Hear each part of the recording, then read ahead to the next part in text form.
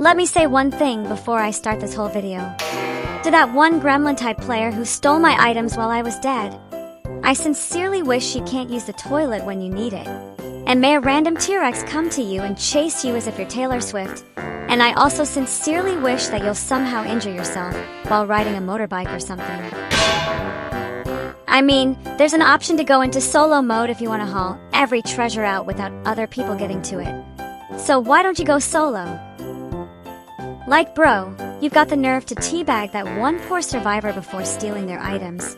So you love challenges, do you? And speaking of challenges, this is something I really love as well. Like man, I really love adrenaline. I once dreamed of being chased by a lion just for the adrenaline. Or like, you know, hunting the shark instead of getting hunted by them. I love adrenaline, which is also the reason why I love horror games. The question now, however, is whether this cryptic note's a horror game or no. Well, according to my doctoral research, it depends on several factors. If the ping is green, it is a dating sim. Yellow, arcade game. Red, now that's a horror game. And that's exactly why I want to make this game a horror game again, by trying to enter the manor naked. Not literally naked, okay? I don't want to get demonetized by YouTube. So no, it's not literally naked. What I mean by that line is that I'll be going there without any items at my disposal. Like, no lanterns, no healing, no weapons, just self-confidence, which I don't have either. In short, there's nothing in my disposal. Empty, just like my wallet. By being naked, would I survive the manor and get everything needed to escape it? Well, we shall find out, guys. Think of it as an experimental project, like, people said that going to this Winston Manor without items is a terrible idea. I intend to prove it.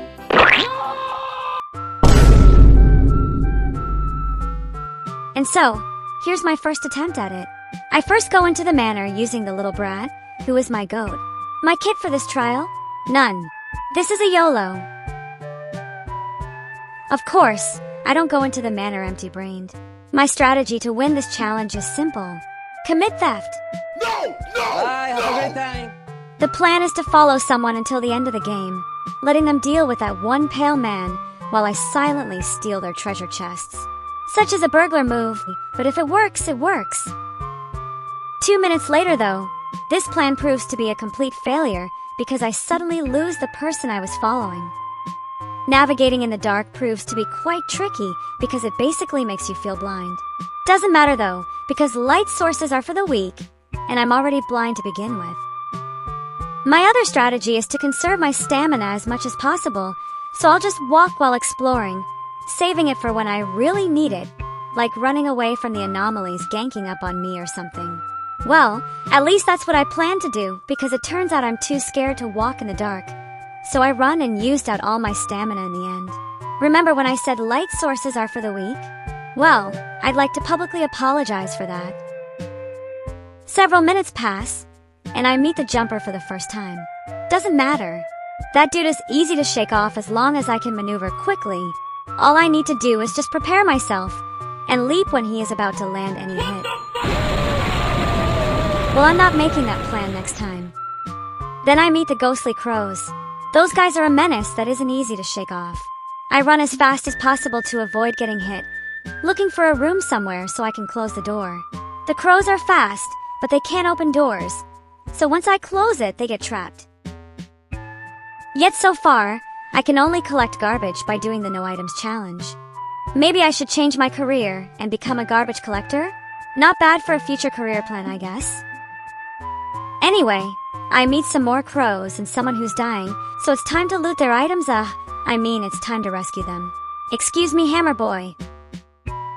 After running around, I trap the birds again, and it's teabagging time once more. Having so many birds chasing you while you're broke is so miserable for real. Thankfully, I managed to get outside to safety, and later I meet a cheerleader along the way. After healing, we go back inside together, and as soon as we enter the manor, there's this one big guy waiting. So I let the cheerleader deal with him while I run to safety and lock the cheerleader in there with him. Because why not? I set myself the mission of rescuing the guy who went down, and by rescuing, I really mean rescuing. I am an angel after all. I meet this one cheerleader along the way, who decides to leave me for good, since I'm apparently the devil in her eyes. After I arrive where the downed player is, I use my skill to revive them, but little do I know they've already gone for good. Like seriously? Guys, if I say I'm coming, then I'm really coming, okay? I plan to revive you for good, wasting my time to loot just to revive you lot, and you treated it like a joke? Are you kidding me or what? That was the plan actually, because in the end, I still want to get free loot. And what perfect timing, because the manor starts getting ugly. I loot every possible item from the dead player, reach the quota, and it's finally time to get out of the manor and finish my mission in just one trial. Easy peasy. Though if I am to be honest, I've collected more garbage than treasure, so I may have misunderstood the objective. The way back is a bit crazy because of all those monsters getting in my way, but I dodged them all. Well, almost all of them, because apparently a crazy dude appears out of nowhere. And by a crazy dude, well, it's definitely him. This dude acts like he's the final boss of every horror game. I was already near the exit when he hooked me toward him and started beating me as if I'm stealing his girl or something. Luckily, I managed to use my revive trait and crawl my way to the door, so I just needed to open it and get out, finishing the challenge. So what happens next?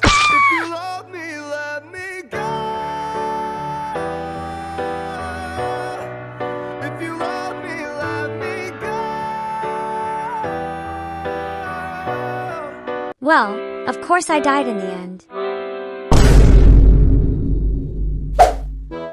Okay, that wraith at the end was basically cheating, but I knew Netties won't bother with me complaining about how broken the monster was. So let's not bother writing a formal complaint to them and just start our second attempt already. This time, we'll use Alice DeRoss, the badass journalist. I start with the same basic strategy, stalking people to loot the fruits of their labor. It fails miserably, again. Out of curiosity, I try approaching the green wraith. I was safe, but that one Bob chasing me made the green wraith mad, and while Ada tried to deal with him, I ran. It's been pretty rough so far because I can only find garbage, which I don't even take with me since it's worthless. Meanwhile, my teammate is bragging about all the loot they found, so I reply with how much loot I've collected. Dead zero. You know what? This overall challenge now doesn't feel like a challenge anymore. It feels like me actually collecting garbage. Perhaps I should really consider that career path. And I still don't find any loot after that, but I do meet lots of crows. The National Geographic said that crows shouldn't behave like they're trying to Una-live someone again and again. Netties, however, disagrees, so we'll have to take the bitter pill. At one point, I get pinched so hard because that one balloon also joins the chase, and I end up getting caught. The balloon concluded that my time in the Winston Manor is over. So yeah, it's over.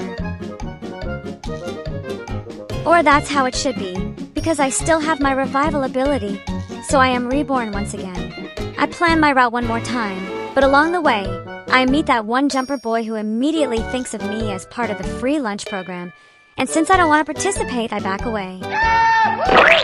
Easy! Tough luck, however, because another one joins in, and this time it's a green one. My health is depleted, I'm hanging on by a thread, and now I have two hammer boys to deal with. At this point, I decided to be the legend in fighting them both. YOLO. What the fuck?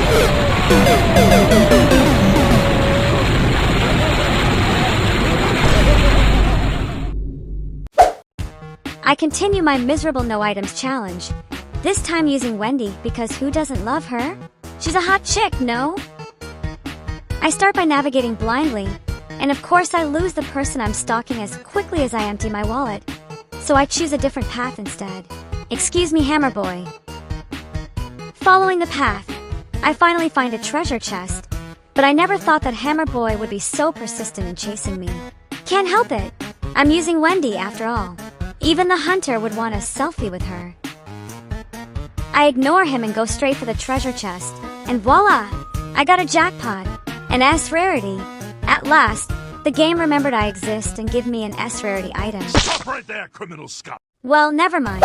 Along the way, I anger the green wraith as well as the pale man, and I still have that one green jumper on my tail. Bro, what is this? Am I Jack Sparrow getting chased by cannibals? The mission would have been a complete failure if I hadn't been playing as the Herald class. Luckily, I was, and I used my revival ability to quickly get out of the area. Once the revival is complete, I just run, and run again. And here's my escape story.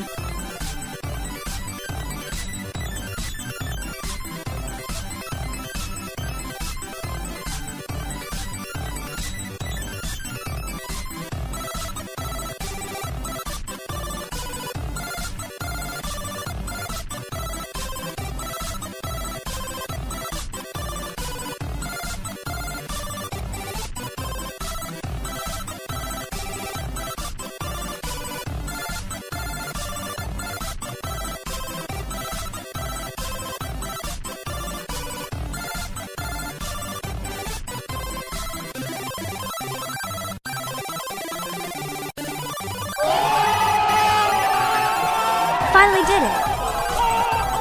I make it out of the manor, submit the item, and it's done.